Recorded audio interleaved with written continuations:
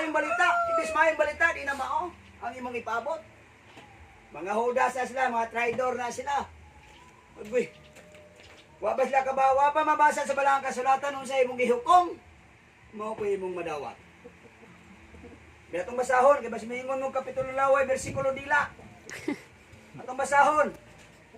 No, may nang biblical ta mga igsoon ko diha sa Ginoo aron nga dili mo makaingon nga atik-atik ra na. No, yara. Matod pa niya din eh. No? Sultihan ko kamo. No, Mateo 12:36.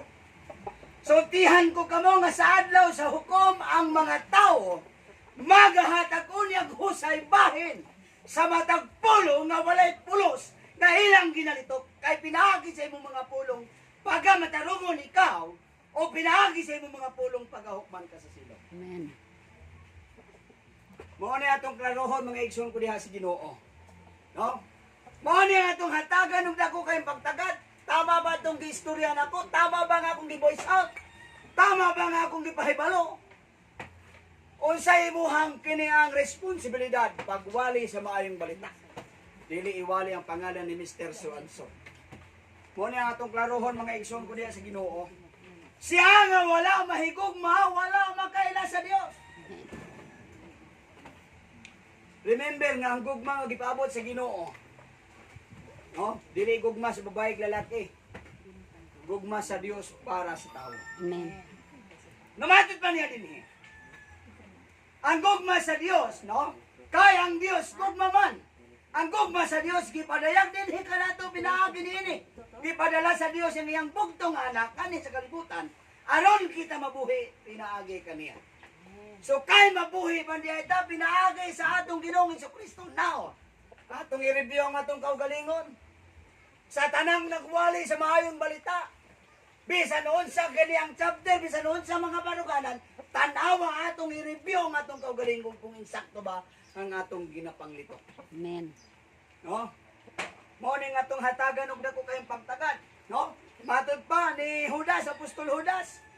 May pipila ka mga tawo nga matod pa niya dinhi. No? Himog mga sinuwitik, no? Na naghimog mga dili maayo nga mga pulong. Yara. Kay kaninyo na nagpakasulod sa hilom ang pipila ka mga tao nga dugay nang ikatagana, alang nining maong pagkahinukman sa silot.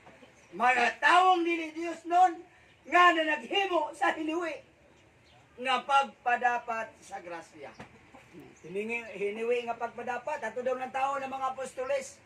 Kung hiniwi pa mga baagi, ang ilang gihimo, natong ng taon. May nang mabasa mga igsoon ko diya sa diya sa Ginoo. May nang gikan gyud sa balaang kasulatan. No, matod pa sa Ginoo. Yan na. Ingon ni Apostol Pablo, no, wala na itang mic. Battery, walang urot. Namatod pa niya dinhi. Mao ka na ang pagsalig nga among nabatunan pinaagi kang Kristo ngadto sa Dios. Dili nga kami takos sa pag-isip sa bisan unsa. Nga daw kami mao gayud ang nagapasiyog danini. Ang among katakos nagagikan sa Dios. Amen. Dili gikan sa ministriya. Dili gikan sa bisan unsang organisasyon ang katakos nga naa sa tuwa. Unahan nila ni Pablo kung nila asa gikan sa Ginoo. Amen. Matod ba niya dinhi? Nga mao ang naghimo kanamong takos sa pagkaministro sa bagong pagigsa at diha sa sinulat nga kasubuan. Kundi diha sa Espiritu. Kaya ang sinulat nga kasubuan magapataya pa ng Espiritu magahatag og kinabuhi. Amen. Ang katakos na to, matod pa sa Ginoo, diligikan sa panahon nila Moises. Diligikan sa mga balaod. Kung diligikan sa ato ang Ginoong Jesucristo nga mao ang magahatag og kinabuhi. Matod pa ni Apostol Pablo. Busa maingon nga nakabaton man kami niining maong pag-alagad. Busa kay tungod kami nakadawat og katakos kaalam kahibalo nga gikan sa Ginoo. Ningon si Pablo, among ginasalikway. Yara. No? Tungod sa kaluoy sa Dios, kami wala kawadi sa kasibot. No? Naagi ang ilang una-una, straight yun. Naagi giyang agikan sa Ginoo. o ginasalikway namo ang mga paagi nga makaulaw o sinuwitik. Naganumili kami sa pagbuhat sa lipat-lipat o pagsambog sa pulong sa Diyos. Tara. Tanawa ang gihimo nila Pablo. Gisalikway nila ang mga sinuwitik o kanyang mga hiwi nga pagpadapat sa grasya. Kung sa ilang gihimo, ang tinuod nga mensahe ilang gipaabot. Ang Ginoong Hesukristo gipaabot nila og maoy hinungdan nga si Juan o si Pedro gipinahan na ayon na pagwali ang ngalana. Gikan karon ayon na kamo pagwali ang mahitugon ni ngalana. Sa ngalan day. Jesus. Si Ministro Bimbuyo, dili. No, kisa atong Ginoong Hesukristo. Numatod ba niya dinhi? Ginasalikway namo ang mga paagi nga makauulaw og sinuwitik. Nagadumili sa pagbuhat sa lipat-lipat o pagsambog sa pulong sa Dios. Hinuno ha, pinaagi sa dayag nga pagsulti sa kamatuoran. Kami nagapaila sa among kaugalingon ngadto sa kaisipan sa tanang tawo diha atubangan sa Dios. O kuno galing ang maayong balita sinalipdan man, kini sinalipdan lamang ngadto kanila nga nagakalaglag. No? Tanawa ang sulti ni Apostol Pablo ni Apostol Pedro. Kung ang maayong balita sinalipdan ngadto sa mga tao para sa ilaha, sila'y mag himog desisyon. Na naman, ang maayong balita wanay lain. Ang pag-abot sa atong Ginoo, ang pagpakamatay niya dito sa cross para nimo, para nako, para sa ngayon. No, wala yung gipili, bisang sa tribo. Wala siya maglantaw, nakahuman makagwala. Wala siya maglantaw, unsa bang imong propesyon, ang gitanaw sa Ginoo, ang matinuoron niya kasing-kasing. Amen. No? Kanang naay pag-aksip o pagdawat sa ato ang Ginoong Hesukristo. Trust and believe. No? Na kay kini ang pagsalig o pagtuo ngadto kaniya nga nagahatag og kinabuhi. Mao bitaw sila si Pablo bisag gipot kanang ulo. Padayon gihapon. Si Pedro nga gigabas gikan sa kiniyang ilalom padulong sa ulo. Wa gid ibalibat. Ayaw ko kilansang pareha sa ako ang magtutudlo. Ibaliktad, ano ang ibaliktad? Patiwarik. No? Nga naman, girespeto nila pag-ayo ang Ginoo. Kihatagan nilang maayong kini ang pagsulti. Matod pa. No? Matod pa. Ingon si Ginoo.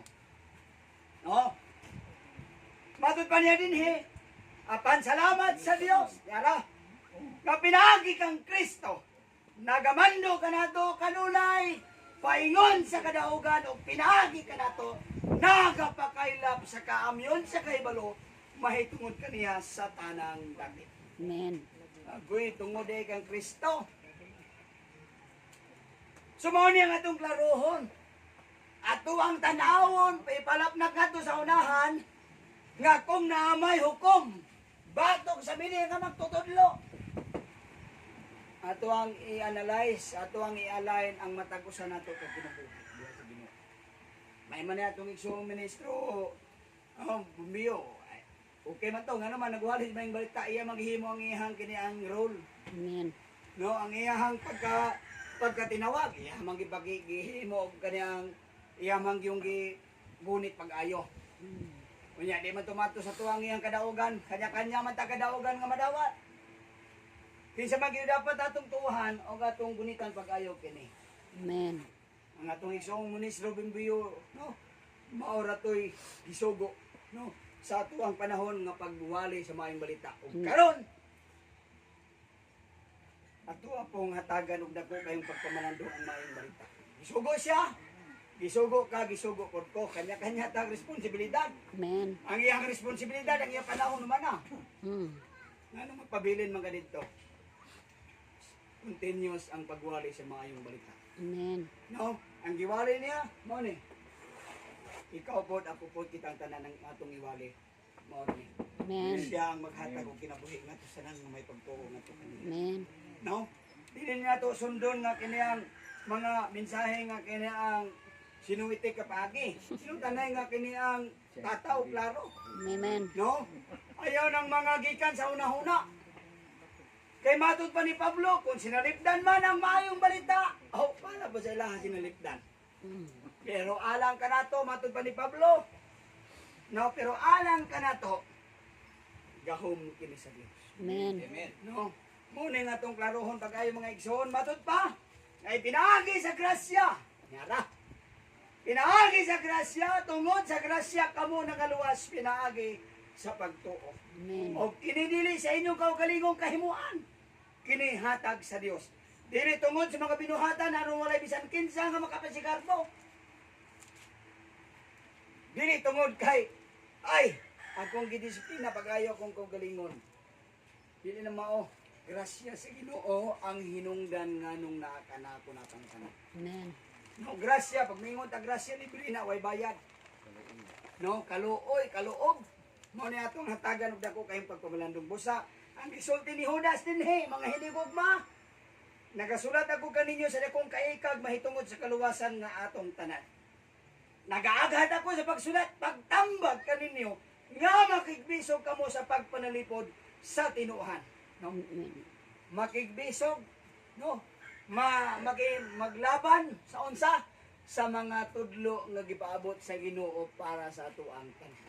Amen. No? Unang Korinto 15, atong tawon. Unang Korinto 15, matud pa. Ingon siya din sa unang Korinto 15, atong tawon. Ang sulti ni Apostol Pablo, no? May nang Biblia ang atuang patingugon. Mga igsoon, buot kong ipahinumdum kaninyo ang maayong balita nga akong giwali. Nga, inyong gipanagdawat, nga niini na nagbarug kamo karon og na pinaagi niini. Kamo ginaluwas kung inyo kiningkuptan pag-ayo. Amen. Awa. Maayong balita. Unsa din na mayong balita, Brad? Balita ba na nga gikan sa radyo, TV, dili? Maayong balita nga diin ang atong Ginoong Jesucristo naghalad sa iyang kaugalingon para lang nga ikaw ako kitang tanan masulbat. No, masave gikan sa kamatayon. Og nga pinaagi niini kamo ginalawas kung inyong kiningkuptan pag-ayo gawas, kung taphawra ang inyong pagtuo. So kung taphawra, pwedeng makuha sa pikas, pwedeng mubalhin, no? Pero kung naa kay lig-on nga pagkadani, matod pa sa gisulti sa Balaan Kasulatan. Gikinahanglan sa mga piyalan, adunay lig-on nga pagkadani silang kaugalingong hunda-hunda. Amen. Baruge, no, hatagi kini ang pagpakita og insakto nga performance diya sa Ginoo. Mm. Matod pa sa Balaan Kasulatan, pabilin kamo sa akong pulong ug ako pabilin diha kaninyo. Amen. No, morning gipaabot sa Ginoo para sa tua. No? Kay sila si Pablo, bahalag namatay sila, basta lang ilahang nahimo ang ilahang responsibilidad. Ingon ni Pablo, ako karon ikaw ula na ingon nga halat. Ang panahon sa akong pagikan nahiabot na. Natapos ko na ang ako ang pagdalagan sa lumba, matod pa ni Pablo. Ang akong sinumbagan, wa magkani ang sumbag nga paahangin lay target. Kung dili naagoy kini ang goal. So ang imuhang goal, ako ang goal na itong tanan, ang pagsunod nga ito sa kinabuhing walay katapusan, diin ikaw ako kitang tanan magsunod. Ani nga lana. Wala na yung lain.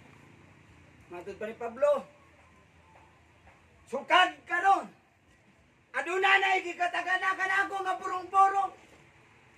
Nga niyato niyang adlaw, iganti ka na ako sa Ginoo. O dili lamang ka na kura. Tanawa. Challenge sa matag usa. Dili lang kay si Pablo hatagan o premyo. Kundi ang tanang na nakigbisog, ang tanang nagsunod, ang tanang nagalagad ani nga lana.